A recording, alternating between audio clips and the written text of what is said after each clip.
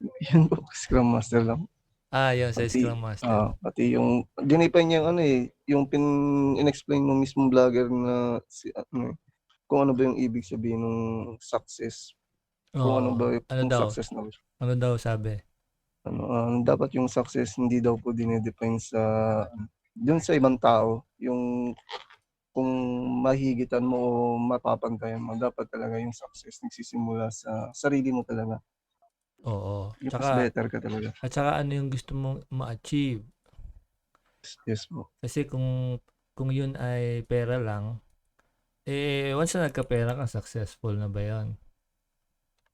'Di ba? So maraming tao, maraming pera, pero bakit ano, ang feeling nila hindi pa rin sila successful. So nade-depress din sila pero mayaman na sila.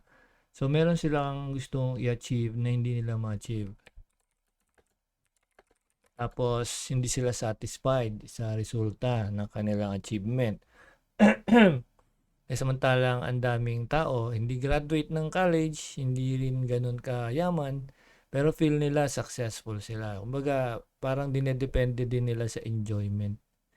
No, yung iba, 'di ba, ang successful, kumain lang 3 beses ang araw, masaya na sila. Parang yun na na-attain na yun. Kaya lang may danger doon. Kasi pagka ano ka na, satisfied ka na sa ganun sitwasyon, hindi ka magle-level up kasi nilagyan natin ng ceiling. Nilagyan natin ng parang hanggang dito na lang ako. Parang sinabi natin, okay na ako dito, hanggang dito na lang ako. So Ayun po. hindi tayo mag-grow, hindi tayo made-develop.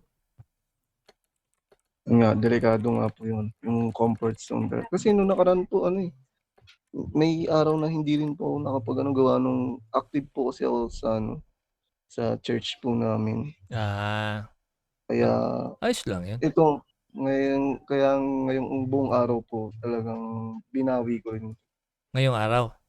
opo, binawi ko rin po yung mga Ibig sabihin na nalampasan. nag-aral ka ngayong araw. Opo. Oo. Kakatapos nga lang din po, mga ano, 6:40. Ayos, kasi time management lang talaga kasi 'pag hindi tayo marunong mag-manage, kita mo yung kung nakikita mo yung Facebook ko, ang dami ko parang ang dami kong activity. Pero ano na yon, mga yung iba nakakalipas na yon, gano'n. Meron pa nga sana akong a bukas kasi bukas ay may PyCon 24. Nakabili na ako ng ticket. So, kaya lang iniisip ko meron pa rin akong mga kailangan tapusin na kailangan sa school, ganyan. Mga kailangan yung may mga client din ako kahit paano na kailangan kong tanggapin kasi para yung makatulong din. So, yun, tinatapos ko rin yun. So, hindi naman ganun ka bilis tapusin. Pero kailangan i-manage talaga. Kailangan i-enjoy mo din. Kailangan mo rin i-prioritize yung dapat mong unahin. Ganun. So, yun ang dapat na matutunan natin mga developer. No? Ayan. So, tama yan, no? Kung saan ka masaya. Kasi pag nasa isip mo yan, kunyari, may ginagawa ka, pero dapat nandun ka. Parang iniisip mo, dapat nandun ako eh. Tapos iniisip mo na rin na ginagawa ko to kasi kailangan. Pero isip mo nandun. So, huwag mo ituloy yung ginagawa mo ngayon. Pumunta ka na dun sa gagawin mo kasi hindi ka matatahimik din dun. So, ang maganda lang dun is kailangan ay maging maging sanay tayo sa time management. Kaya pag na-manage mo yung time mo, ngayon kasi medyo mahirap yan dahil nasa stage tayo, nag-aaral pa lang tayo, nagde-develop tayo ng skill, medyo mahirap yan. Pero pagka natutunan na natin yung skill like coding, programming, development, pag alam mo na yung gagawin mo, sometimes ang delikado naman, yung bukas na yung deadline, saka mo lang gagawin. Tapos nagkaroon ka ng problema. Yan ang problema naman doon. Pero mas magaang na yon pag alam mo na gagawin mo. Nagiging mahirap lang naman kasi ang isang bagay lalo na pagka may client ka na, meron ka ng work o sa company, nagiging mahirap lang yung una pag hindi mo alam gagawin. Hirap talaga niyan, maghahanap ka sa internet. Ngayon, pag alam mo naman yung gagawin mo, tapos hinayaan mo lang siya tapos later on mare-realize mo hindi pala gumagana yung nasa isip mo. So yun yung mga usual problem. Kaya dapat merong priority tsaka time management. So wala pa yung mga kasama natin, but mag-start na tayo. Okay lang sa'yo, Nel? Okay lang po. Kasi sayang oras, no? So 7:15 na. So time management pa rin. Time management pa rin tayo. So sige.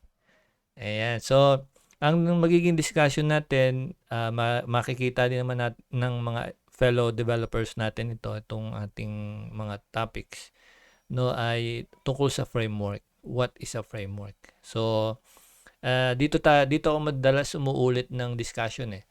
Pag pinag-uusapan natin framework, parang ang dating napakahiwaga o kaya parang meron na kaagad tayo nasa isip na framework. Parang sinasabi natin na, ano yan? Angular. Yan. Pag sinabi mo framework, Vue.js yan. No? So, this time, bibigyan natin siya ng kaunting discussion para magkaroon tayo ng additional information about frameworks. No? So, may anong idea mo sa framework, Nel? May idea ka na ba dito? Habang nag-aaral ka na realize mo na ba kung ano yung framework? Hindi pa po masyado eh. Pero Pero ang sige. framework, hindi Hindi po pa masyado okay lang. Kasi madami yan, ano? Mm. So, yung framework, usually, teka, titingnan ko lang yung aking slide ha, kung tama. Kasi parang teka lang, skip muna natin. Okay, so, dalawa yung aking dito eh. Pero sige, habang dinidiscuss natin, ko na lang, ipapakita ko sa'yo. And of course, doon sa mga nanonood sa atin, lalo na sa YouTube, sa Facebook, shoutout sa inyo. Bigla ako naging vlogger. Kasi ginagawa natin to kasi yung ating mga developer at maging kayo maging parang maging updated pa rin weekly. Supposed to be dapat every week may developers meeting. Unfortunately, hindi to open for public, no? Hindi to open for public. Sa lang, sa developers group lang. And unfortunately, hindi sila available sa ganitong day. Kami lang dalawa ni Nel usually ang available. Kasi Saturday, nag-uwian pa lang sa work. And yung iba naman nasa ibang bansa. So, ginawa natin, ni-record natin para mapanood nila anytime of the day, anytime within the week ay makita nila yung updates and madagdagan yung knowledge. Pero hindi ito talaga yung training namin, no? Training sa Learn Computer Today. May separate course tayo. Yung tinatawag nating career path, no? So doon din i-discuss lahat ng mga kailangang matutunang skills. While dito naman is mga updates, no, yung mga additional learning information, at kung may question, no, na related sa field o kaya sa projects na ginagawa, and then mga future plans. So dito 'yon, no, suggestion, comments, no, pwede rin dito. No, so I hope ang UI UX design framework ay mayroong may bukod pang framework, no? So UX UI design is more on design lang talaga yan, no? More on may mga software web apps na mabilis mo magagawa yan. Pero sa akin wala hindi siya framework talaga yung mga ganyan. Siya ay design. When you say design, ito yung halimbawa yung magde-design ka ng website, nasa creativity mo yon, creativity. No, create kung gaano ka, kung gusto mo blue lahat, blue ang team mo, no. So hindi siya pwedeng i-under ng framework. Ang framework, sige, explain ko maya-maya konti. Ito 'yon, no. Ito yung meaning niya. Meaning ng framework. Ayan. So lagi natin nakikita yan, naririnig yung mga frameworks, no. So yung frameworks ay narinig natin sa salitang kagaya ng Angular, Node.js, ganyan. Yung Bootstrap, yan, maririnig nyo lagi yan sa lahat ng discussion in regards to web development. HTML, yan yung ating structured na layout for information, pero hindi mo pwedeng sabihin framework siya, no? So, siguro basahin ko muna to. I-open ko pala muna yung aking Bloody 7. Sabi, a framework is a structured and reusable foundation for building software applications. It provides a set of tools, libraries, convention, and guidelines that developers can use to streamline the development process. So dito, yung sabi, a framework daw is a structured and a reusable foundation for building software, no? Structured and reusable foundation for building software. So dito, sinasabi niya sa kanyang definition, at pwede nyo to itanong kay ChatGPT, kay Copilot, and even sa Google and Bing, Safari. So makikita nyo similar sila ng definition, no? Ang ibig sabihin ng framework daw is a structured. Ibig sabihin may structure na siya. Meron na siyang, in other words, buo na siya. And reusable. Ibig sabihin kung nagamit siya ng ibang tao, pwede mong gamitin din. No? So, ibig sabihin ay ginawa siya para gamitin ang gamitin. No? So, reusable. Foundation for building software application. It provides a set of tools. No? Ibig sabihin, meron na siyang set of tools. Libraries, yan. Conventions, and guidelines that developers can use to streamline the development process. So, dito ay sa mabilisang explanation, ang ibig sabihin ng framework, pinapadali nito yung ating trabaho. No, parang imbes na magsimula ka sa zero, scratch, yung katulad ng ginagawa ng training natin sa Learn Computer Today, nag-start tayo talaga sa scratch. Yung tinake mo na course na yung sinabi mo na kailangan mo ulitin, no, yung iba kasi gusto mo maintindihan. Yan yung parang sinasabi natin foundation, no? At may course nga tayo dito, foundational, at minamaster natin yung foundation. Bakit? Kasi kailangan maintindihan natin yung pinaka-foundation. And then later, pagpasok natin sa frameworks, kasi since sila ay structured na and reusable, ibig sabihin ay alam natin kung anong structure yon. Dapat ganun yon. Ang problem ngayon sa mga nag-aaral na self-taught and even yung iba, hindi naman lahat, no? May some developers o some yung mga gusto maging developer, ay tumatalon agad sila sa framework. No? Gusto nila aralin kagad ng Bootstrap, aralin kagad ng Vue.js o kaya Node.js. Nandun na agad sila. No? And siyempre may mga courses na nagpo-provide ng training na sabihin na natin na provided na yung code. Provided na yung lahat ng kailangan mo. Lahat ibibigay sa'yo like Udemy style na nasa folder na. No? Nasa folder na lahat ng kailangan. Ang mangyayari doon is copy-paste mo lang yung code tapos gawin mo yung pinapagawa nung instructor and then magagawa mo na siya. So, ang problem is hindi mo alam kung ano yung laman ng code. Kinopya mo lang kasi tapos gumana, natuwa ka na. Ngayon, pinost mo ngayon sa social media, nilagay mo sa yung LinkedIn, ikaw ay full stack web developer kasi nakuha mo yung technique sa Udemy o kaya kahit na anong course provider na nakita mo yung resulta na gawa mo. So, may mga nakikita akong ganyan, no, na talagang hindi sila marunong. Pero sa portfolio nila and then sa kanilang LinkedIn, nakalagay full stack na sila developer and then meron silang title na software engineer. Pero alam ko, kilala ko sila, hindi sila marunong.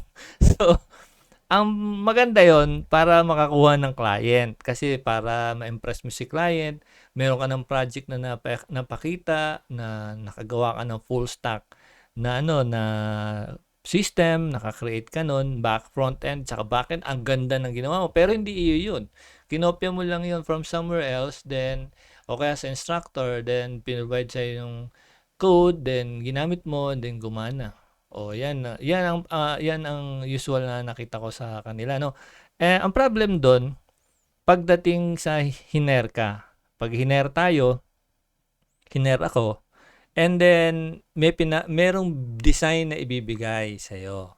eto ang gusto kong design, ganitong design ang gusto ko, ganito ang functionality, ganito ang dashboard, etc. ganyan. Eh, hindi ka naman marunong, no? So, kinuha mo lang siya sa Udemy o somewhere else yung code. Eh, na-hire ka na, tapos na-close mo yung deal. No? Nakikita ko sa Facebook kahit daw wala kang skill, makaka-close ka ng malaking project. 6 digit hanggang 7 digit. Well, totoo yun. Pwede kang mag-close nun. Dadayain mo yung resume mo, kagaya na sinasabi ko ngayon. And then, papakita mo doon na meron kang nagawang sample. And then, eto na, bibigyan ka ngayon ng project, ng design. Eh, hindi mo magawa. So, dalawa lang yun. Tatanggalin ka. Marirealize na hindi ka marunong. Pangalawa is mahihiya ka. Aalis ka, no, doon sa company. So, kaya ang end nung nangyayari, sitwasyon, is iniiwanan sila ng client or nagre-resign sila, no? So, malungkot. Hindi pa sila umabot na 1 month, tanggal na. Kasi weekly yan titingnan. Minsan daily pa nga, titingnan ko anong ginagawa mo. Kasi malaki yung involved na pera, babayaran ka nila. Tapos, hindi ka marunong. So, that's why, I highly encourage talaga. At dito sa Learn Computer Today, yung discipline natin is mag-start talaga tayo sa foundation. Doon sa basic niya, mamasterin natin ang basics. Kasi ang framework, siya ay, pinadali. Pinadaling, hindi pinadali in the sense of programming logic. Tawag dyan, yung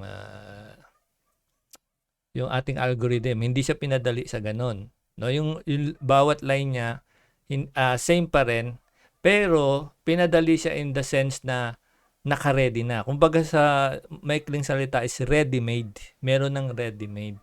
Meron ka ng gagayahan, meron ka ng gagamitin. Kaya dito nakalagay, a framework is a structured and reusable foundation for building software. Structured, may gumawa na niyan. No, meron nang nagawa para sa iyo. And pwede mo siyang gamitin kahit ilang beses. At pwede rin siyang gamitin ng iba. Now, foundation for building software application, it provides set of tools. Yung framework, may tools ka na doon, no? Ipapakita ko sa iyo mamaya para kung ano yung tools na yon, no? Libraries, convention, and guidelines that developers can use to streamline the development process. So, dito pinapadali talaga ng mga framework yung process. Kunyari, kung magbi-build ka ng website, so meron ka ng set of rules na gagamitin, tapos meron yung iba templated na, may template na, no, kukunin mo na lang, no, and then i-apply mo na lang, and then papaganahin mo siya sa front and back end kasi meron na siyang structure. So, tapos agad. Ay, ang problem is hindi yun ang gusto ni client. Iba ang pinapagawa niya. So, doon ang problema ngayon. Kasi templated yung ginamit. So, may maraming ganyan, no, cases na gumagawa sila ng project pero template. And then, nung pinapabago, merong design na gusto si client o yung kumpanya hindi magawa kasi hindi siya marunong, no? So, templated lang, no? Ayan. So, dito, sige, diretso na tayo. Huwag na natin baguhin yan. Siguro, ang gawin ko, balikan natin yun, no? I-edit ko lang. Huwag na. Mahirap. Ano pa tayo. Lampasan muna natin yan para makita natin. No? Ang mga example ng frameworks is yung narinig natin is CSS. Framework sa CSS is Bootstrap. Yan. Foundation, Bulma, no? Semantic UI, Tailwind CSS, Materialize CSS. So, meron pang iba na CSS framework. So, anong ibig sabihin natin sa CSS framework? Ibig sabihin, lahat ng mga to, Bootstrap, Foundation, Bulma, Semantic, Tailwind CSS, Materialize CSS, is CSS pa rin. Ang trabaho ng CSS is pagandahin yung document, which is the HTML. So, ang HTML, no, hindi, mabubuhay siya lang mag-isa, no? Ang HTML. So, kahit siya lang mag-isa, mabubuhay siya. Kasi ang ibibigay naman ni HTML is information, no, info. Ay, nakikita mo ba? Hindi, no? Sorry. Hindi mo nakikita yung sinusulat ko, no? Hindi po. Ala, dito lang sa screen. Para makita mo sa record. Nakikita mo yung sinusulat ko ngayon. Hindi pa rin? Wala pa Ah, po. wala. So, sorry. Sa recording na lang kung magre-record, kung re-reviewin mo yung recording, makita mo 'tong sinusulat ko kasi naka-on screen ano ko, tawag diyan, itong pangsulat. So, ide-describe ko na lang. Yung HTML siya ay information, 'di ba? Doon mo nilalagay yung ano ba yung tungkol sa website. Yung website ba ay para saan? 'Di ba? Kunyari magki-create tayo ng website para sa ospital. So more on health siya, health and ano 'yun? Health and ano ba 'yun? Well-being. Ayan, health and healthcare. Ayan, no? So, ganyan yung usual na kini-create natin para sa mga website for hospitals, no? So, ang HTML mabubuhay siyang mag-isa kasi siya ay kaya siyang i-display ng browser, no? Yung browser natin once nakita niya yung iyong HTML layout, i-display niya yun. At makikita mo na information, makakapanood ka na ng video using HTML lang and audio, makakapakinig ka na niyan. And then you can add a lot more like yung ating mga links, no? Kung gusto mo maglagay ng mga links, HTML lang, okay? Buhay na ang internet. HTML kasi diyan nagsimula lahat ayon sa ating history HTML, doon diyan tayo nag-start. Then pag dinagdagan mo ng CSS, yung document mo na HTML dinagdagan mo no ng CSS, nagiging mas maganda sa mata, naka-arrange, no? Meron siyang animation, no? And meron siyang parang factor na kung saan maengganyo ka because of the HTML. Ang ganda tingnan, classy, no? High-tech, no? Yan, CSS yung nagpapaganda. Pero kung ang gagamitin mo CSS lang, wala kang HTML na information. So useless si CSS, pampaganda lang siya, no? Pampaganda lang ng document. So kahit walang CSS, buhay si HTML. Ngayon, how about JavaScript, no? Yung ating JavaScript. So si JavaScript ay hindi rin mabubuhay mag-isa. Gaya ni CSS, no?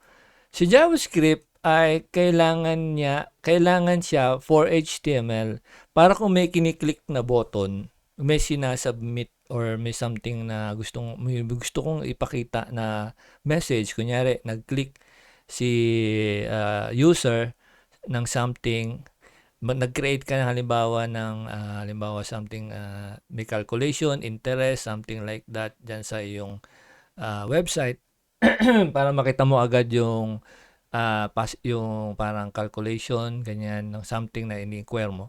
So, trabaho ni JavaScript na i-calculate yon using the JavaScript engine, yung V8, no? May V8 dyan sa ating browser. And dahil yon sa information ni HTML, no? So, kung si JavaScript lang, siya lang mag-isa, walang HTML, hindi rin siya mabubuhay. Kasi hindi mo maintindihan ano ba siya. No, ano ba gagawin niya? Siyempre kailangan mo ng button. Kung gusto mo ng may message na lumabas sa screen mo, may message na lumabas. Ang mangyayari diyan pag kung wala kang button, saan kiklik, 'di ba? Hindi naman pwedeng gawin mo buong screen halo-halo doon, hindi. So kailangan may HTML pa rin, no?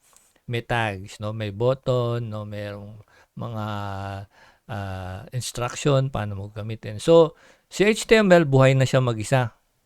Pero itong CSS is additional lang for HTML na gumanda. And then si JavaScript is para makapag-run ka ng mga program using the browser. No? So, yan yung trabaho nilang tatlo. Kung wala si HTML, itong CSS, JavaScript, no, lalo itong si CSS, hindi siya mabubuhay mag-isa. No? Walang use para sa kanya. And then JavaScript ganun din. Kung wala kang buttons, no, para mag-interact, so wala din yung JavaScript. So dito sa CSS framework, nakikita natin sa screen, sa pamamagitan ng Bootstrap, pinapabilis no ng production ng Bootstrap. Meron na siyang templates, meron na siyang para ready-made. No, kokopyahin mo lang yung code, no, ganyan. Hindi ka na kailangan mag-type ng napakahabang code para lamang makapag-create ng something like yung animation or buttons, no? Ganda ng buttons, no? So makikita nyo yan habang inaaral natin, no, yung Bootstrap. And then ganun din itong kasunod, Bulma. Ito daw ang pinakamabilis na paggamit ng CSS, no? Itong Bulma. At napakadali niya, no? Tailwind CSS, yun ganun din, no? So ganun din pampaganda ng HTML natin. Ganun din yung iba. So kasi tinawag nga silang CSS frameworks. Tingnan natin yung next. Yung next naman is yung ating JavaScript frameworks, no? Andyan yung ating React. So yung React natin, JS, Angular, Vue, Node, Express.js, jQuery, Ember.js, at yung iba pa. Svelte, yung Svelte, meron pa yan. Marami pa yan no? So, ayan lang yung inilista ko ngayon. So, ang question dito, ano ba yan? React.js, Angular, Vue.js, Node.js, Express.js, jQuery, Ember.js. No, itong mga to, hindi to kinreate para tayo ay yung lituhin, no? Hindi sila ginawa para dumami, para lang parang palengke na meron kang pagpipilian. Hindi 'yon, no? Ang mga 'yan ay nabuo dahil sa pangangailangan. Gaya ng React, 'di ba? So React.js. So na-create ng React.js dahil sa pangangailangan ng katulad halimbawa nitong ating Facebook, no? Yung mga ganyan na ganyang kalaki. Ang laki ng Facebook, hindi lang million lines. Palagay mo, Neil, ilan na yung naisulat mong code dyan sa CSS, HTML dyan sa course mo? Marami na ba? Mga ilan na? Yung lines pa lang, 500 lines pa lang. 500 lines. Tapos na, ka na, hindi ka pa naman nahihilo.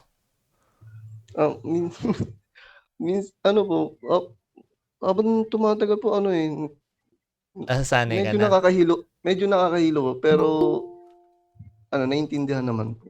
Yes. Kasi pagka bago tayo, no, sa ganyang mga coding, talaga sa unang mga few lines, lalo na especially 100 lines ng code mo, mahihilo ka talaga dyan. Lalo na pag nagmamadali ka, pag nagta-type ka, and then nagmamadali ka ng kung ano yung gusto mong gayahin o kopyahin o type. Once na magkamali ka dyan ng halimbawa ng spelling o something like that, o kaya yung ID o yung class, no? Pag nagkamali ka doon, nalagyan mo ng hyphen, wala namang hyphen, o kaya wala kang hyphen, pero nilagyan, wala talagang hyphen, pero nilagyan mo, o kaya merong hyphen, hindi mo nilagyan. Kahit yung simpleng yun lang, o kaya tuldok, no? O kaya mali yung tinamaan nung CSS, malilito ka na. Kaya that's why, lagi ko sinasabi, huwag tayo magmadali sa ating mga courses sa Learn Computer Today. Kasi, once na hindi mo naintindihan ano yung tinatype mo para saan yun, maliligaw ka na. Kasi hindi mo nga naintindihan eh. Yung line na yun, hindi natin naintindihan. Ay, paano pa pag dumami yan? Diba? So, dumadami lang hindi natin naintindihan. Pero ginagawa natin kasi provided, no, yung learning. That's why yung kasunod ng mga courses natin, meron tayong review. And then meron ding test, no? So meron tayong test. Yung ating review diyan is mastering na. Ma-masterin mo na yung flexbox, ganyan, yung CSS, yung mga lines ng CSS, yung syntax ng CSS. Ganun din sa HTML, ganun din. I-master natin yung basics yan. Para pagdating natin sa frameworks o kaya pagdating natin sa projects, actual projects, madali na sa inyo. Pwede ko na ibigay sa inyo yung code. O ito yung code, ayusin nyo. No? So, yan yung mga real world problems natin. Ito yung code, pakiayos. No? Since nakita nyo yung code, kilala nyo sila, ano yung mga yun? So, may kulang dito. Mali itong ginawa dito sa part na to. So, masosolve nyo kasi alam niyo yung per line. Ano yun? Para saan yun? So, yun yung tingin kong style na mas effective sa atin. No? Kesa sa style Udemy, yung iba pang course YouTube, hindi. So, line by line, intindi natin. Hindi kailangan sobrang intindi. Kailangan mo lang makita how it works. No? Kunyari, isang line. Tanggalin mo yung line na yan. Ano mangyari? Ay, ganito. Maliin mo yung line. Ano mangyari? Ay, hindi gumana. Itama mo yung line. Oo nga 'no, gumana. So doon pa makikita mo na agad na itong line na 'to para pala 'to sa ganito. Oh, 'di ba? So gano'n ang style na gagawin natin, trial and error at, kailangan makita niyo yung resulta. Kasi 'pag walang resulta yung ating ginagawa, type lang tayo ng type kasi provided na yung code, ay matatapos nga natin pero di natin alam yung ating ginagawa. Oh, that's why dito sa JavaScript frameworks ay dapat maintindihan natin na bago tayo dumating sa React.js, which is kailangan bigyan ko lagi ng stress, Angular, Vue.js, Node.js, Express.js, jQuery, Ember.js, Svelte o ano pa ba yung ibang mga framework ng JavaScript. Bago tayo dumating dyan, kailangan familiar, very familiar tayo sa JavaScript. Kasi yan ay JavaScript framework. So ano itsura ng, siguro lagyan natin ng analogy para maintindihan natin yung framework. Ano? So kasi kapag sinabi mong framework, tatype ko sa screen, hindi, yun na lang nakikita sa screen siguro. Saan yun? Ayan. No, kasi pag sinabi mong framework, ihahatiin mo lang yung word na yan eh. Frame at saka work. Ano ba yung frame? Pag tinagalog mo yung frame, ito ay balangkas, no, sa Tagalog, balangkas. Halimbawa, gagawa ka ng isang bahay. So, unahin mo yung frame niya, yung pinaka-foundation niya, yung pinaka-frame. Tapos, saka mo lalagay yung cover, yung mga etc. Papatibay, etc. Yun yung pinaka-frame. And then, ano yung work? Ibig sabihin yung work, diyan ka mag-work. Tatrabahuin mo yung project na yon starting from the frame. No? Yung pag maggagawa ka ng bahay, tulad nitong papakita ko sa next slide. Ayan, di ba? So, meron siyang haligi. No, may haligi siya dito and then yung pang mga haligi and then wala pang pintura, of course. No? So, inuna nila yung frame, yung mismong mga haligi. And then, hindi nila ginawa yan ng walang design. So, dalawa yung style sa Pilipinas. Una, yung merong kumukuha tayo ng architect. Then, yung dinidesign ng architect yung bahay. No? So, kailangan mo magbayad sa architect. Kailangan mo sabihin sa kanya anong gusto mong style ng bahay. Kung ito ba ay Hispanic, parang Espanyol lang design. Depende sa'yo. Kung gusto mo na Scandinavian, ganyan. O ano pa man design. Classy, etc. O yan, kulay white. O pati mga pintura. No? Pwede mong kung ilan ng CR, no? So, nasa, ano yan, sasabihin mo sa designer o yung architect. Then, gagawin na nila yon, no? Pagkatapos niyan. At kung ilang floor, no? And pati electrical design yan, pati yung ating plumbing, no? Yung tubig, no? Para lahat gumagana na gagamitin na lang. So, inaabot yan ng siguro mga ilang buwan or taon. No, minsan inaabot ng 2 years, 3 years, depende sa laki. And yung gastos talagang ang laki ng gastos diyan, no? So, pwede natin ihalin tulad si framework sa ganito. Pag maggagawa tayo ng web application o kaya software application, software sabihin na natin para sa mga desktop, etc., mobile apps, no? Ang una natin naiisip ano yung purpose, bakit tayo gagawa, 'di ba? And then kasunod nun yung design, no? Gagawa tayo ng design, titingnan natin design na gusto natin, gusto ni client, and then kasunod nun mag-start na tayo ng foundation ng ating ginagawang software. Kung yan ay web apps, mag-start tayo sa HTML, CSS, then JavaScript, and then yung back end. Siyempre sa front end, papagandahin mo katulad nitong bahay na to, ang pangit pa, di ba? So, usually, ang tinitingnan dyan, paano magfa-function yung iyong website, paano? So, yung backend, ano bang backend gagamitin mo? PHP o Node.js, no? So, pipili kayo, paangkop doon sa inyong gagawing web apps, no? Dito sa bahay, ganun din. Gaano ba kalaki, no? Ano ba gusto mo? Wood, kahoy ba o semento? No, matibay na hollow blocks, no? Ano bang klase ng bubong, no? Anahaw ba o something like na pamprobinsya, no? So doon mag-iisip din ng mga materyales, no? And Kapagka nagsimula ka sa zero, from scratch talaga, kagaya nitong building na nakikita natin sa screen, ang tagal niyan bago mabuo at ang daming taong kailangan diyan at napakalaking gastos. So ganito din sa pag-create ng mga web apps, no? Sometimes pag malaki yung web apps na gagawin mo, hindi mo kaya mag-isa. No, kailangan may team kayo at minsan inaabot talaga ng ilang buwan, taon, no? Kagaya nitong next slide natin, no? Habang tumatagal gumaganda na yung iyong pinapagawang bahay o ginagawang bahay, gumaganda na siya. Nagkakaroon na siya ng forma, no? Wala lang bubong tong nakikita natin, siguro sa huli na nila gagawin.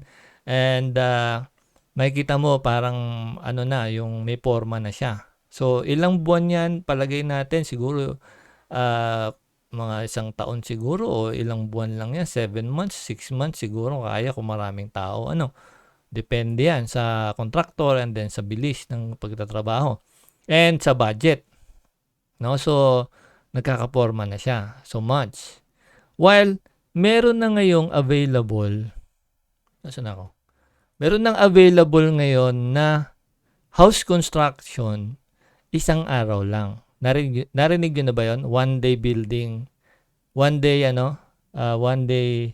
araw lang, buo na yung bahay. May narinig na kayong ganon? Wala pa? Sige, wala pa, no? Sige, pakita ko yung screen ko, no? Pakita ko sa inyo yung stop sharing natin. Nasaan na yun? I-share natin yung isa. Hindi yan eh. Ito. Ito foldable muna.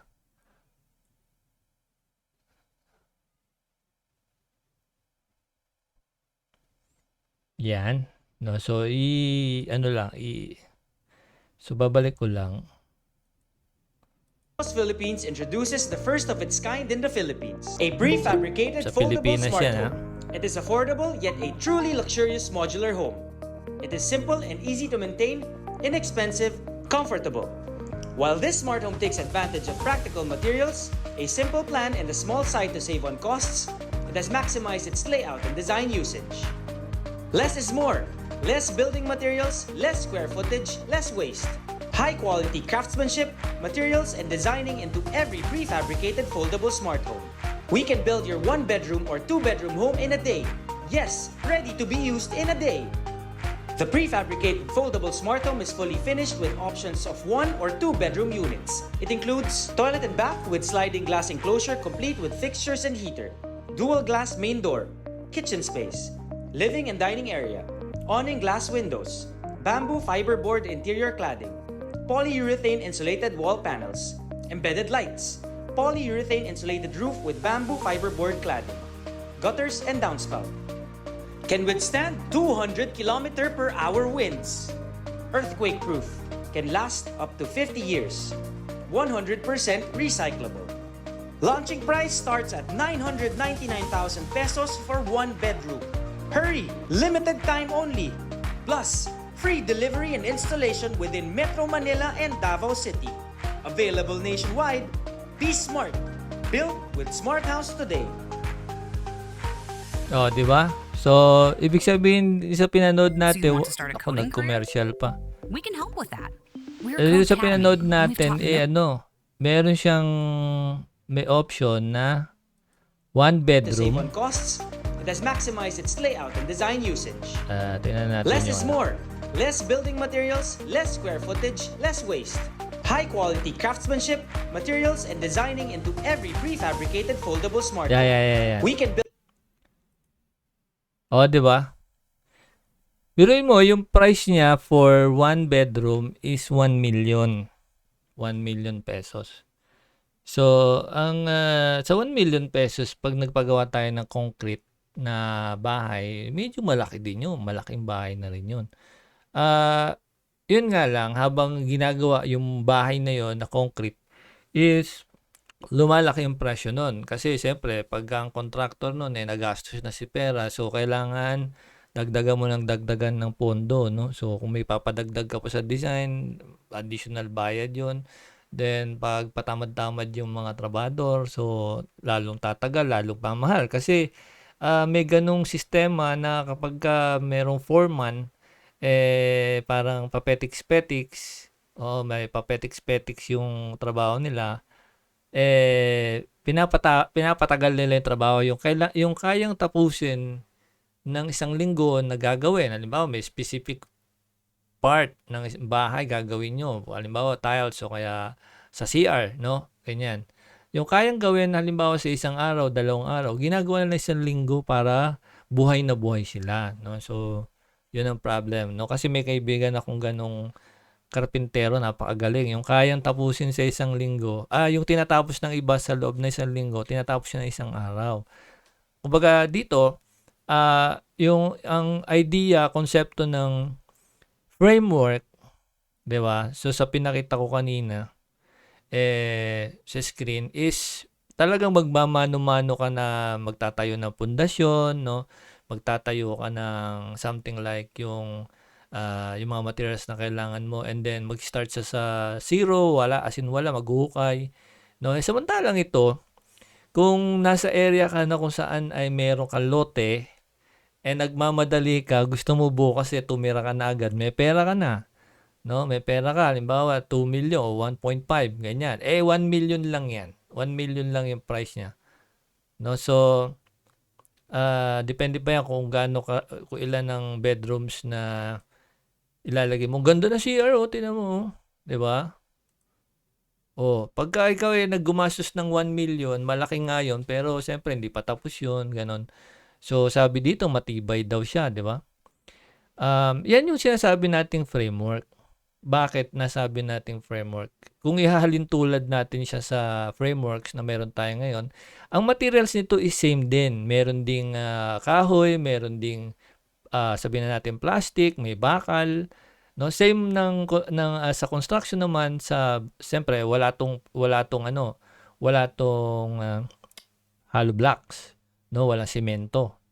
At dito sabi earthquake proof. At kaya daw tumagal ng 200 kilometers per hour na hangin. So pag sinabi mo 200 kilometer per hour na hangin, yun ay bagyong yun. Yung tumama sa Leyte, 250 yun sa Leyte, ano ba yun? Yung typhoon, ano ba yun? Yolanda. Oo, yun. Kung ganun kalakas, kahit naman anong bahay, sabog talaga doon pag ganun kalakas. So, depende na yan kung saan mo itatayo yung bahay na yan, kung sa pagitan ba ng 2 building, sa maraming puno, no? Tapos yung bubong niya, flat, no? Flat yung bubong nito. So, sige, isa pa, panoorin natin yung isa pa. Nasaan yun? Stop sharing natin. Saan ako? Eto. I-share natin yung isa pang video dito. Tingnan mo, sa China naman to, no? Okay. So, isang araw din nila ginawa tong etong building. Building naman to, building.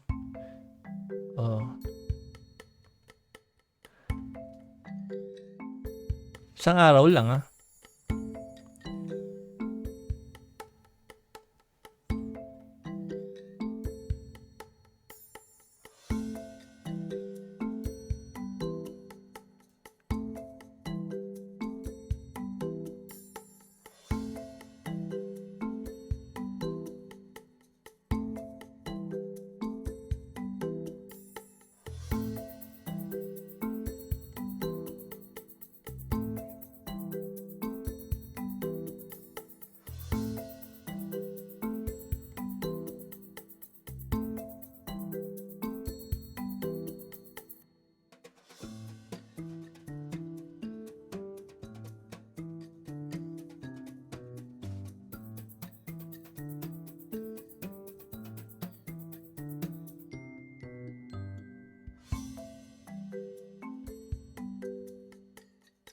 di ba? Ang ganda.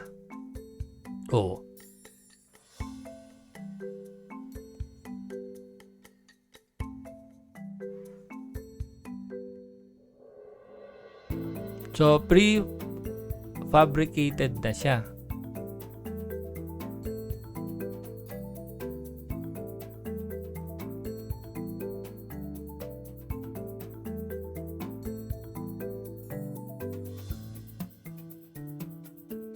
Oh, 'di ba? So, gano'n kasimple na sa kanila, no?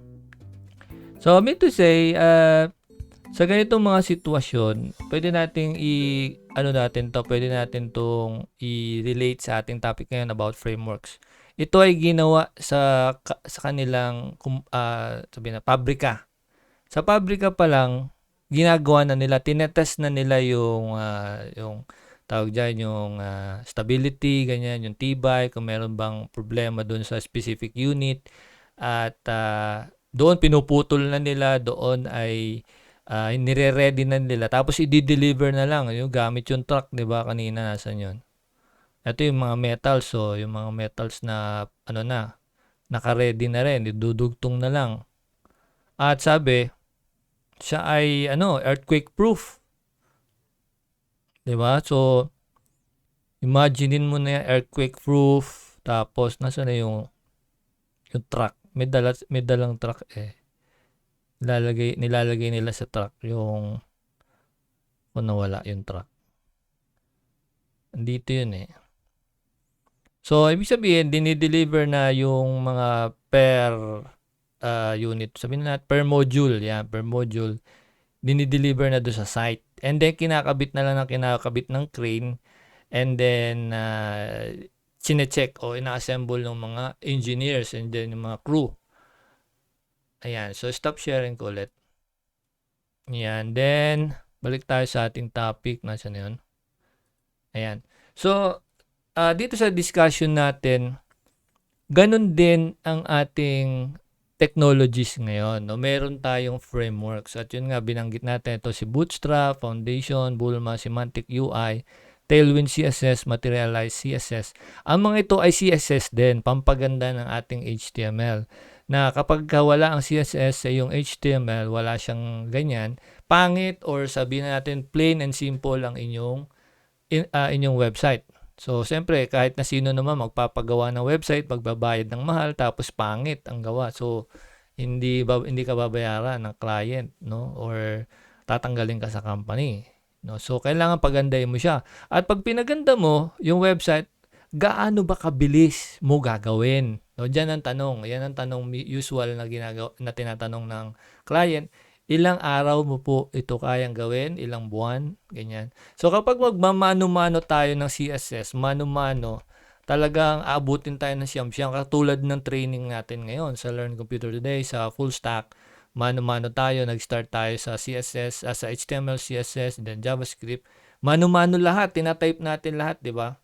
No, kailangan natin gawin yon in the sense hindi para pahirapan yung sarili natin, kundi kagaya na sinasabi ko lagi, maintindihan natin ano yung per line, yung mga coding lines na yon, then blocks na yon, para maintindihan mo ano siya, para saan siya, paano siya gumagana. Kasi pag lilipat tayo sa framework, makikita mo ngayon, ito CSS, ito JavaScript to, line na to JavaScript, saan siya papunta.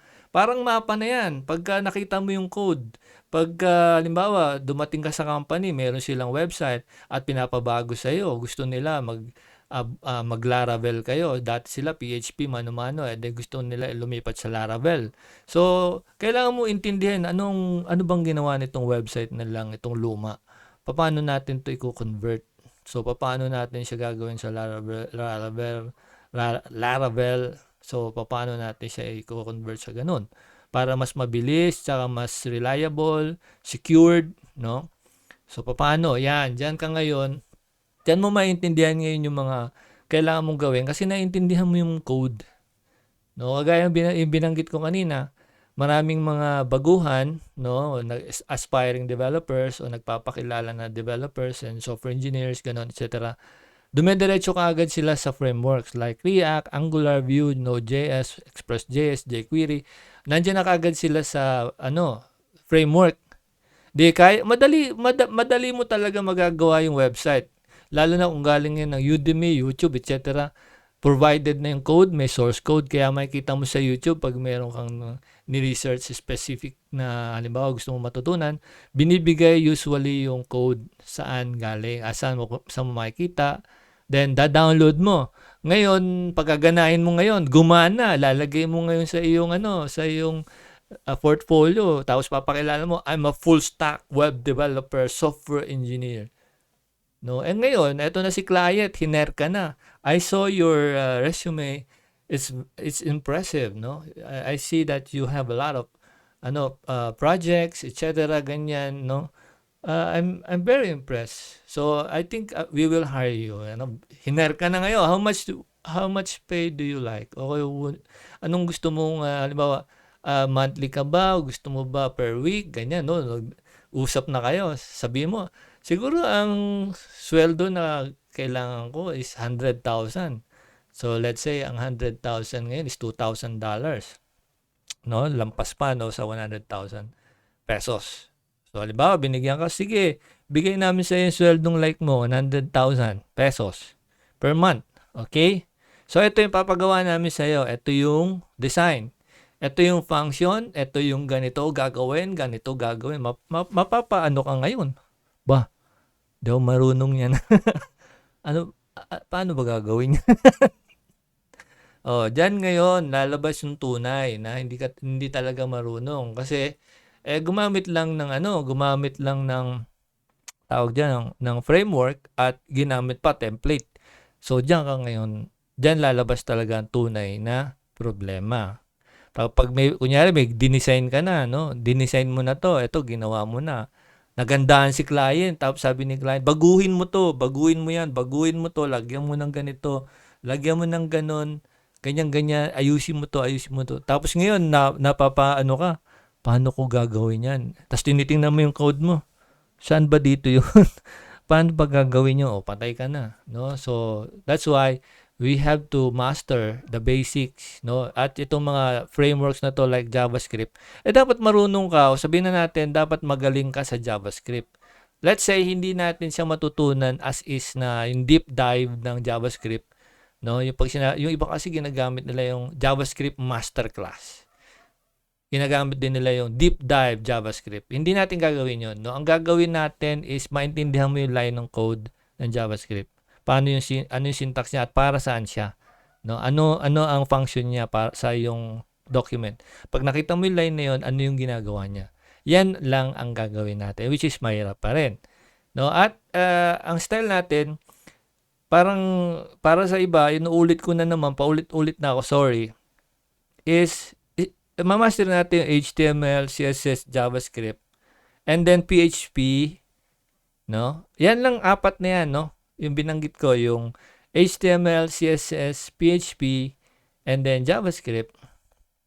Pag na-master mo yung apat na yan, wala nang mahirap sa'yo. Bakit?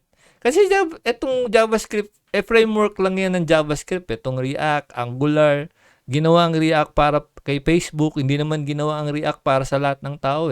Ginawa yan para sa Facebook, para bumilis yung kanilang production ng lines sa Facebook. Kasi napakarami, billion of codes yan. No? Hindi yan 500 lines lang, hindi lang yan 1 million lines yung JavaScript na kailangan sa Facebook. Pag kiniklik mo yung may piniklik kang button o link sa Facebook, ano nangyayari? Pag nag-upload ka, ano nangyayari?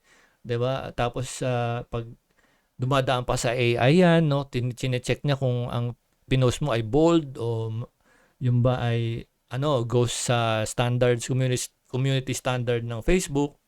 Pag na-violate mo yon, automatic mababan ka, no? Bibigyan ka muna ng warning, then ibaban ka for 1 day, ganun. So lahat yun ay automated. No?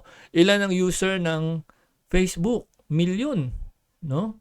Million ng user ng Facebook. So kung iisa-isahin mo 'yon, kailan mo pa matatapos 'yon? So lahat 'yan ay fully automated at meron siyang AI, no? So ibig sabihin ay ginawa siya for a purpose and then inopen siya sa public. Kaya yung mga tao pwedeng gamitin yung React.js kung gagawa sila ng application similar to Facebook. Ayan. So, pag sinabi mo React.js, yung related dapat yung, kasi yan ay framework, no? Ginagamit yan ng Facebook. So, pwede kang gumawa ng application like Facebook using React. No? So, ganyan yan. So, hindi pwedeng, ano bang gagawin natin website? Ganito React tayo dyan.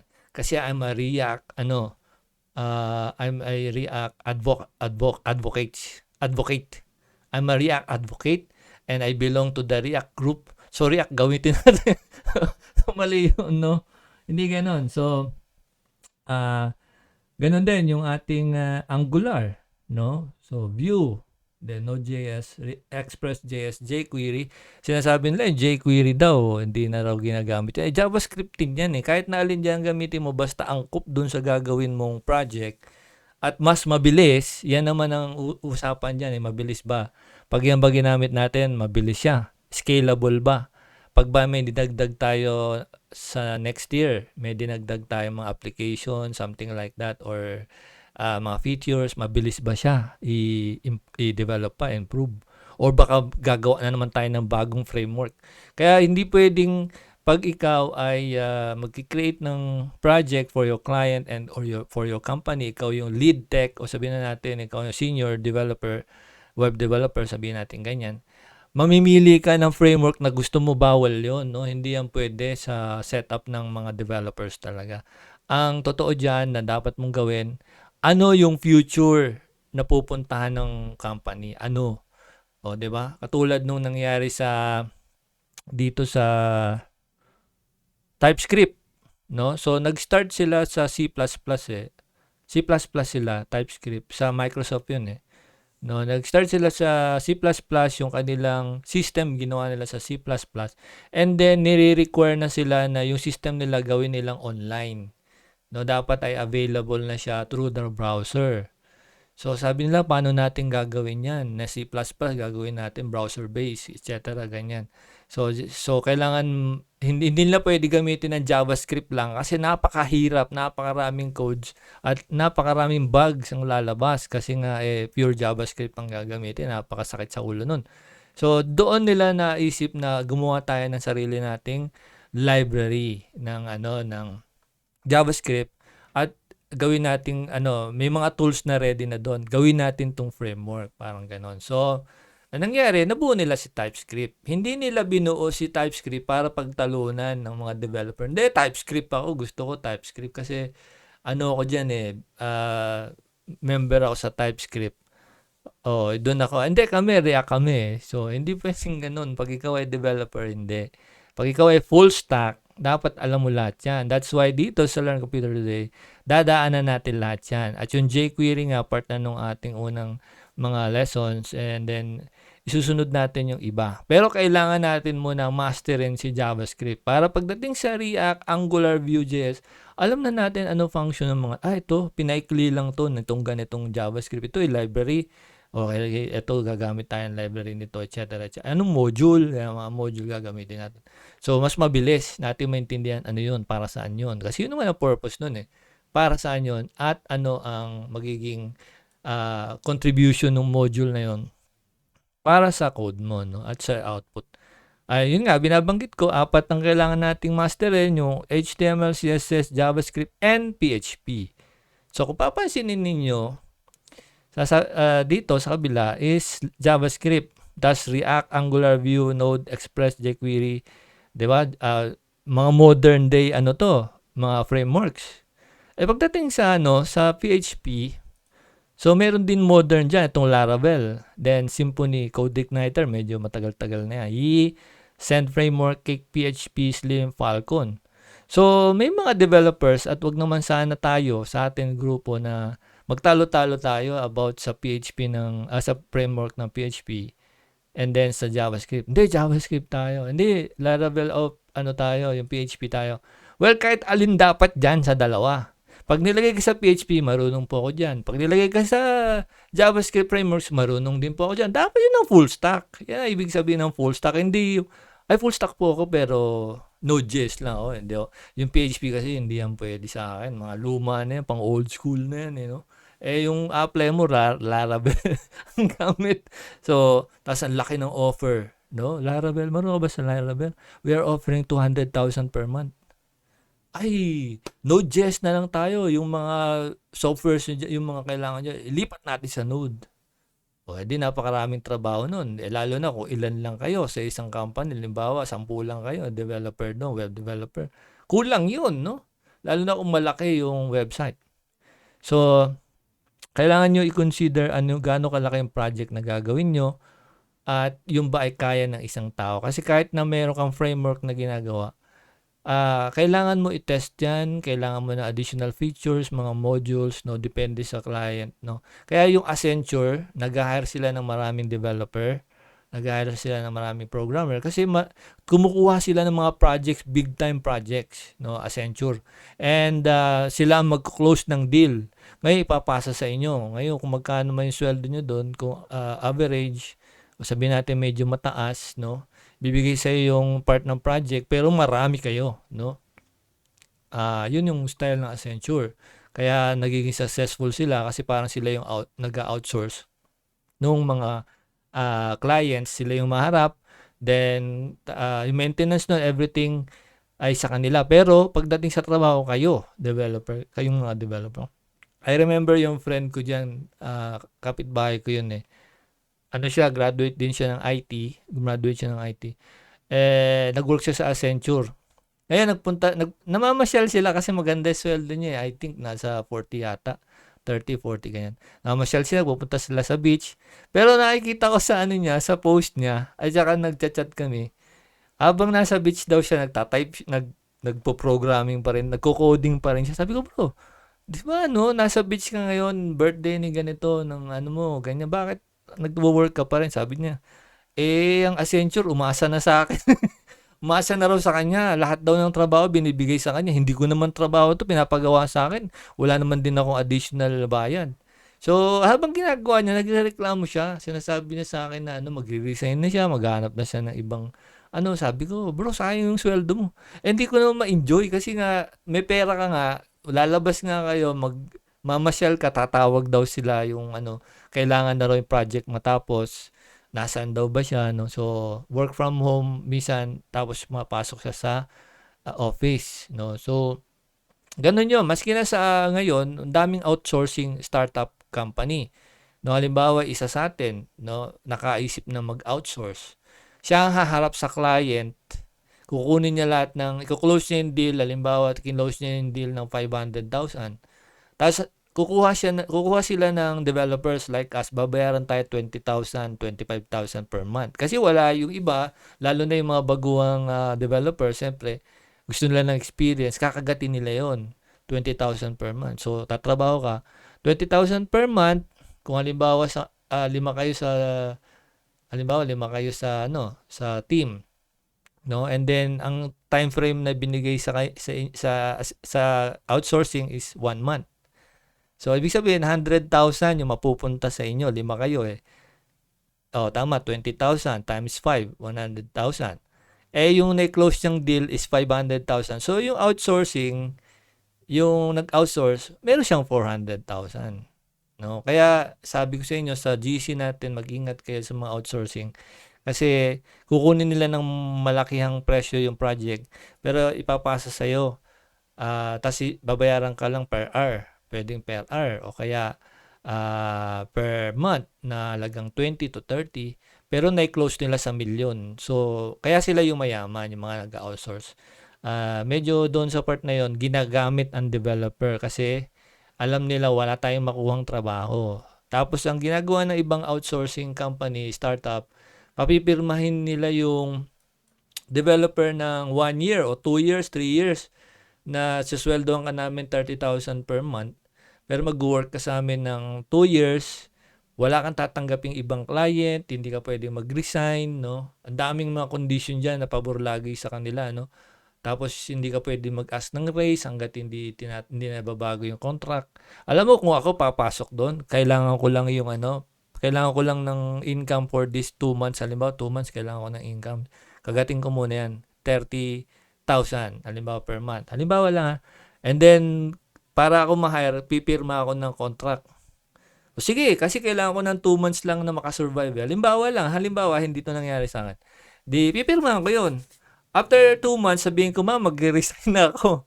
Sabi niya, bakit? Di ba nakapirma ka sa kontrata na hindi ka pwede mag-resign? Yes, nakalagay doon. Hindi ako pwede mag-resign sa part nyo.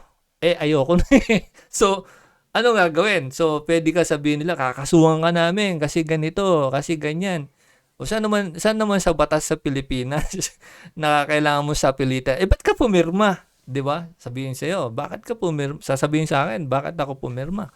Unang-una kasi nangangailangan ako. Unang-una, kailangan ko kumuha ng trabaho, pero ang kondisyon ay pipirma ako sa inyo. 'Di ba sabi niyo, 'di ba gano'n? So pumirma ako dahil kailangan ko ng work. Ngayon, kailangan ko lumipat ng mas malaking trabaho, mas malaking sweldo, so iiwanan ko na yung work sa inyo. Sabi niya, "Ay, pumirma ka ng kontrata, eh." Sabihin ko, one-sided lang ho kasi yung contract niyo. Ba't ka pumirma, 'no? Yung gano'n yung magiging usapan do'n, magiging loop 'yun, loop. Paulit-ulit 'yun, hindi 'yun matatapos. Pero ang bearing nun sa legality, kunyari, idadaan nila sa legal. Ang legality doon is meron silang kakayahang i-terminate, di ba? I-terminate ka nila kung hindi maayos yung iyong work. Nakasulat lagi sa kontrata yun, eh. Kapag may ginawa kang hindi maganda, sabihin na natin, hindi ka naging honest sa work mo, i-terminate ka. So, ang lalabas doon sa kanilang part is mate-terminate ka. So, nag-resign ka pero ite-terminate ka nila. So, may butas talaga yon yung ganung mga contract. Kaya sa akin, kung kaya ninyo, huwag kayong pumirma ng anumang contract o kaya kung pipirma man kayo 6 months, ganyan, 1 year. Pero kung kayo ay talagang nangangailangan, kailangan nyo, tapos ginagawa nilang pinapainan ka ng pera tapos para lang ikaw yung makasurvive. Sa akin, personal na opinion, tatanggapin ko yun, pipirma ako. Pero dadating yung time, pag hindi na ako okay doon, hindi na ako masaya, at nakikita ko na ginagamit lang ako, tapos ang dami kong trabaho, no, na hindi ko naman dapat gawin yun, o kaya lampas na ako sa oras, walang overtime, ganyan. So, may karapatan tayong mag-resign, o magsabi na ayoko na. Pumirma ka eh. Ano ba yan? Ano ba yung pinirma mo? Yan ba ay, kumbaga meron ba yung bearing pagdating sa workforce? Kasi yung sundalo nga sundalo na ha. Sundalo, pulis, ganyan. Nag-aawol yan eh. Yung mga halimbawa, ayaw na, napahihirapan na sila, sakit na ang katawan nila. O kaya natakot na sila sa giyera, nag-aawol yan. No? Dinidemanda ba sila? Samantalang sila ay hindi lang basta pumirma, kundi buhay nila inilagay nila doon. Hindi lang sila hindi lang sa. Kaya kung papansinin mo, nagiging issue ang contract kapag nanloko ka. Kunyari, nagpumirma ako ng kontrata, ang usapan sa kontrata, i-deliver ko ang isang project. Gagawin ko si project, tatapusin ko si project. Pag hindi ko na-deliver si project, doon ako kakasuhan. Kasi para ako siyang niloko. Na, ma'am, sir, ma'am client o company, ano po ba papagawa nyo? Oo. Ano po ba ang ipapagawa nyo? No? Sasabihin ni client o the company, sige, gawa mo ako ng isang website using Laravel. Ganyan. At gusto ko sa website na yun is ganito, ganyan. So, dinescribe sa'yo, nilagay sa'yo sa isang papel.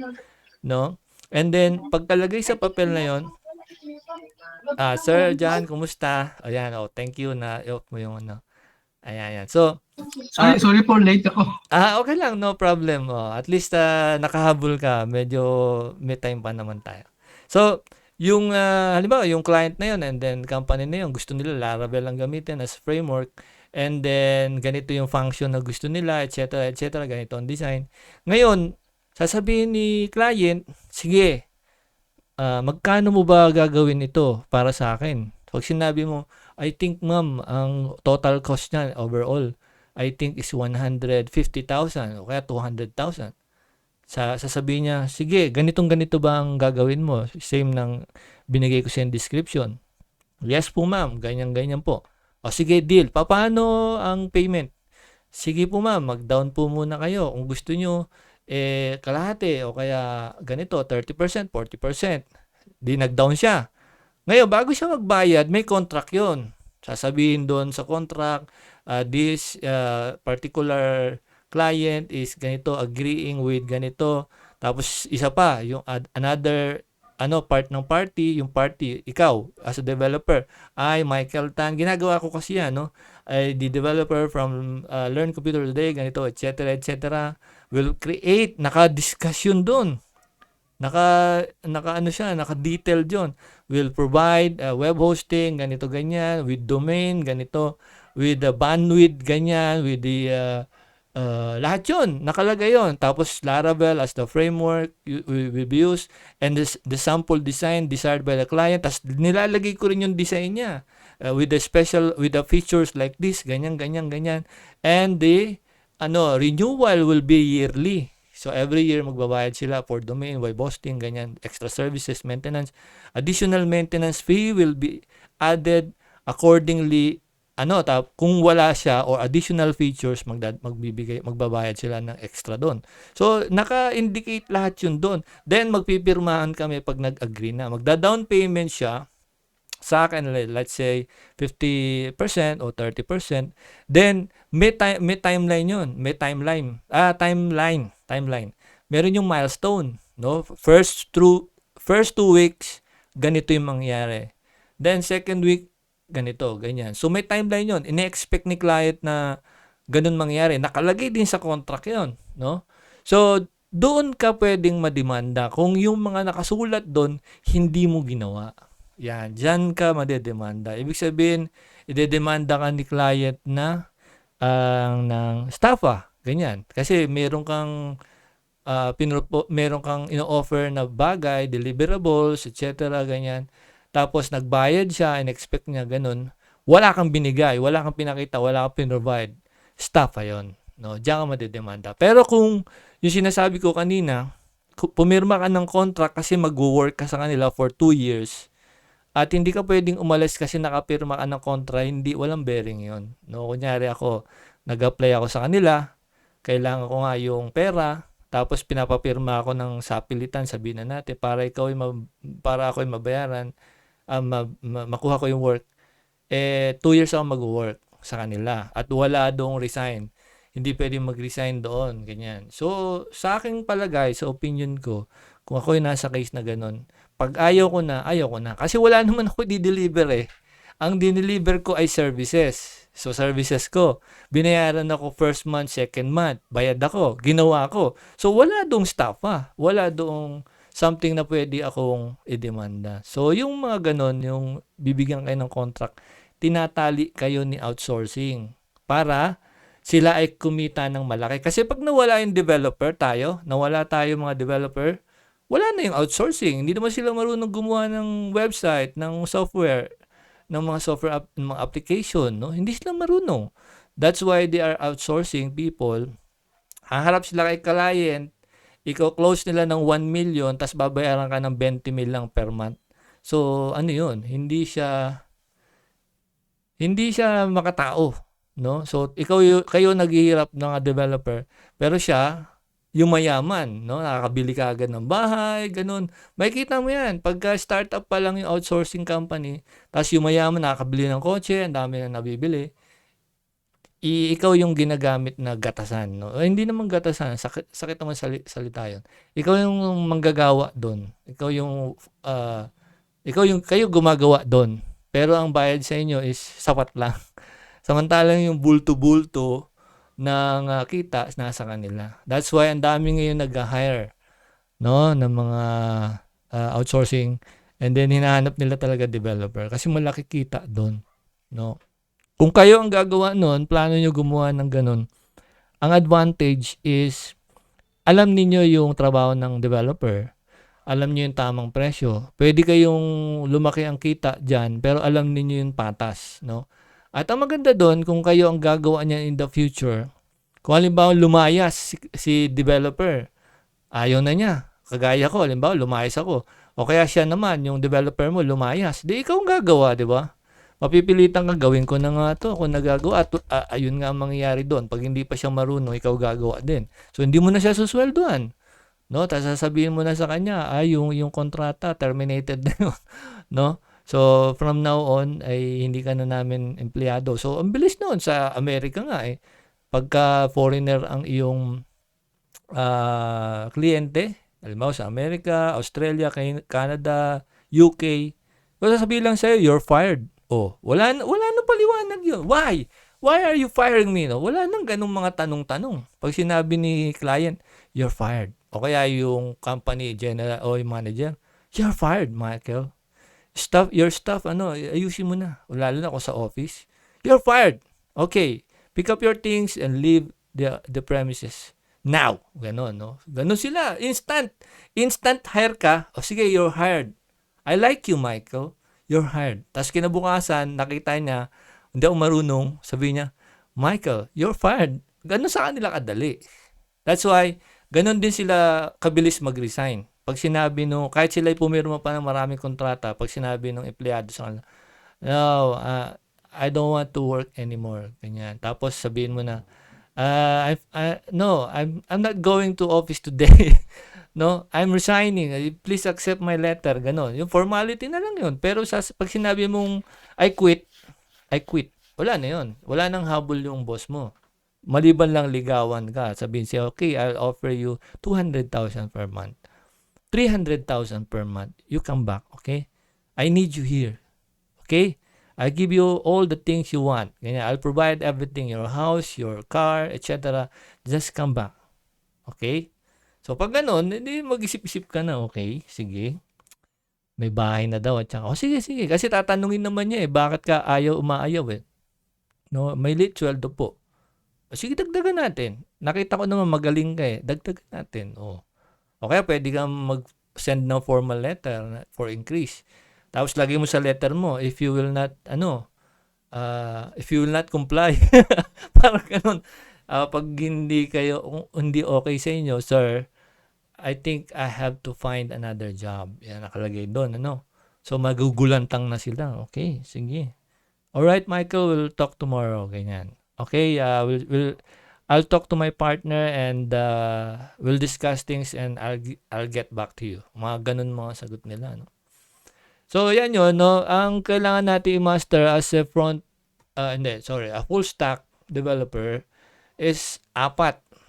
Ano ba yung dulo nito? Ito naman, Python frameworks, Django, Flask, Fast API, Tornado, Pyramid, CherryPy. This is for software developer, pwede naman ang web developer, full stack sa Django. Kaya lang, may limitation itong Django, Flask, May limitations yan, Hindi ko mati-discuss ngayon kasi mahaba. Then, meron din tayong mga libraries, Python for machine learning, yung ating scikit-learn, TensorFlow, PyTorch, Keras, XGBoost, LightGBM. Marami pa yan, napakarami pa niyan. And then, meron pang iba, na mga frameworks, YOLO, ganyan. Marami yan marami yan for machine learning. So, yan yung mga framework.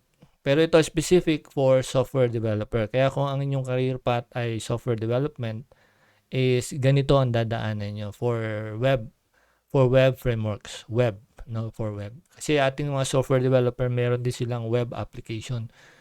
Pero sa atin, pero sa bawat isa sa inyo, na full stack, o kaya dalawa yung inyong career path o 3, meron kayong software development, meron din kayong full stack. So, yung mga yan ang mamasterin natin. Python frameworks, PHP, then JavaScript, CSS. Yung HTML, wala namang framework yan Walang framework ang HTML. HTML is always HTML. So, itong mga to ang meron. That's why, kailangan natin masterin muna ang basics ng CSS. Kailangan natin maintindihan yung code niya, paano ginagamit alin yung mga dapat unahin, At kung nakita ninyo, ang ginagamit ng kumpanya ay manual CSS, walang framework. So, kailangan yung matrace, saan dapat baguhin, dagdagan ng features, ng animation. So, kahit saan kayo ilagay, pwede. Kaya dadaanan natin lahat yan dito sa training. And JavaScript, ganun din, dadaanan natin lahat sila. Pero, yun nga sasabihin ko sa inyo, is kailangan talagang ma-familiar tayo sa JavaScript. Kasi pag hindi tayo ganun kahusay sa JavaScript, tumalon tayo sa mga yan, diretso na kagad, hindi, Angular na tayo, madali lang yan. Oh yes, kapag may code, may nakita ka sa YouTube na code, o kaya sa Udemy, nakita mo yung code, binigay sa'yo, ginamit mo, gumana, yes, talagang gagana yan. Maski na yung bootstrap mo, etc., mga templates mo, gagana lahat yan. Pero pag pinabago sa'yo, o kaya iba ang pinapagawa sa'yo, sige Mike, hired ka na, eto gawin mo. Tapos pag nakita mo walang template na ganun, parang hindi mo kayang gawin to. Patay ako nito, yari. O kasi limited ka lang. sa code na meron ka. Dapat tayong bilang full stack, anuman paggamit sa atin na intindihan natin at kaya nating gamitin. And kung gusto natin dagdagan na additional CSS, manual CSS, lagyan natin ng lines ng CSS kasi standard naman na CSS yan eh. Laravel, ganun din. So, Symfony, and then CodeIgniter, dadaanan natin sila, no? And nasa sa inyo na yan kung ano yung gusto nyong gamitin as your main, sabihin na natin, sa pagkain. Kung gusto nyo ng mga seafood, parang ganun. Or sabihin mo na Laravel ka, ma-master mo Laravel. Pero alam mo pa rin yung Symfony, CodeIgniter, and even pagpunta sa Node.js, alam mo rin yon. Pero hindi mo minamaster kasi mas gusto mo yung Laravel. Pwede naman yon, no? Pero pwede naman pag nag-apply ka sa company o sa client at yun ang pinapagamit sa inyo, Laravel o kaya Node.js, yan ang ginagamit nyo. Di dyan ka sa Node.js. No? So, hindi ka mahihirapan mag-apply. No? At pag nakita yan sa iyong resume, yung mga yan, marunong ka sa mga yan, no? Interview na lang kulang. Then, titingnan yung ability mo to understand the code. Pag pinakita sa iyo ang code, ano yan? Sir, PHP po yan. And I think may framework na ginamit dyan eh. Ganito, ganyan. Oo, marunong nga to. Sige, hard ka na. Pasok na, no? So, yun ang pinaka-goal natin sa Learn Computer Today. So, kung may tanong kayo, pwede kayo magtanong ngayon kasi patapos na tayo. So, yan yung ating discussion for tonight. Yung ating frameworks, no? So, kung babalikan natin yung title, yung pinaka meaning, what is a framework? A framework is a structured, reusable, and foundation for building software application. So, pag sinabi mong framework, meron ng laman yan, no? Naka-structure na siya, reusable na. Katulad nung binigay natin example na bahay. No? Okay, so baka meron kayong tanong? Yes, okay lang. Type nyo. Pwede ring open your mic. Yes, sir. Good evening. Sige pa. Itong mga framework na ito, okay lang to sa cPanel ilagay? Depende Hindi sa pwede sa magpo-provide. cPanel. Oo. Kasi ang cPanel ngayon, ang madalas na ginagamit is yung ating PHP My Admin, ganyan. PHP yung kanilang main, yung pinaka-main offering nila is PHP, lalo na cPanel. Pero mayroong mga web hosting na nagpo-provide ng Node.js, no, for Python application. And then meron din meron mga ganun, multi sila, back-end. Pwede kang mag-deploy anything, no? Siguro pwede ka ring mag-create sa mga web hosting na ikaw na yung magdi-design, no? Ikaw na yung mag-create ng back-end. Nasa sa iyo yun. So marami yan. Meron sa AWS, IBM, depende yan sa gusto mong gamitin na pipeline o depende sa like mo. Pero lagi natin tatandaan is saan mas mapapabilis yung ating trabaho, no? At mapoprovide ka agad sa client at saka customer or company ano yung best na framework para sa kanila, no? Kasi ang i-consider mo diyan, hindi ka magtatagal diyan eh. Kagaya ng lagi ko sinasabi sa ating courses, hindi ako tumatagal sa company. Binibigay ko sa kanilang in-house developer. Kung wala sila, naghahanap sila. Kasi ayoko, kumbaga sa akin, ayoko na matatali ako doon kasi marami akong plano at especially Learn Computer Today. Itong ating training, dito ako talaga nakafocus. No? So, yun. So, pwedeng humanap ka ng nagpo-provide ng hosting na meron silang Node.js. Pwede kang mag-deploy ng Python programs. Meron ganun. So, yung ginagamit ko ngayon, hindi ko pwedeng sabihin sa inyo kung ano yung ginagamit ko ngayong hosting, pero meron doong Node.js, no? Hindi ko pwedeng sabihin kasi public to eh. Pero sa training nyo, sasabihin ko ano 'yun, anong web hosting 'yun at papaano ko siya sinet up, 'no, kasama sa training 'yun, ano. Huwag lang dito sa sa public. Sige, baka may tanong pa. Okay lang, mayroon pa tayong time.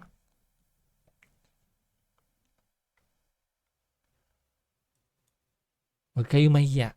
It's alright. Visualstudio.net for framework ba 'yun? Visual Studio ay text editor. Yung sinasabi mo siguro teka. Meron kasi akong Visual Studio. Pwede mo i-multi yun gamitin mo sa kahit saan, Power BI, ganun.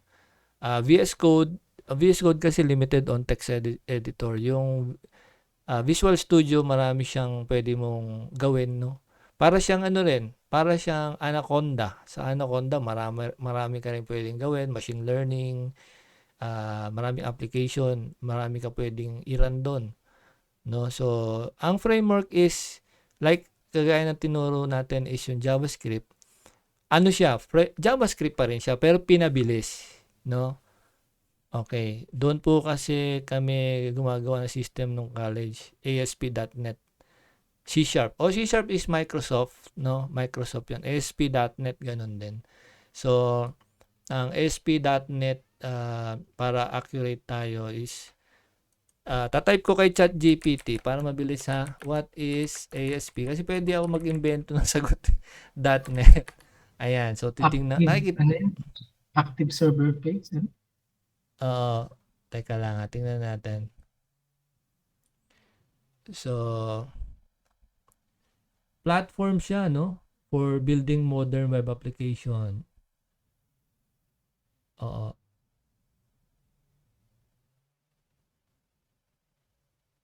So pwede siya i-consider as framework, no, for C# at saka Visual Basic.NET. Sabi dito sa ChatGPT, web application framework developed and maintained by Microsoft. So MVC rin siya, ASP.NET Web Forms, no? So parang siya ang version ng C# for web, no, for web application. Okay, so Visual Studio is the primary IDE. Ito yung tanong mo, no? Yung kung Visual Studio ba ay tawag yan framework, no? Hindi. So siya ay IDE lang.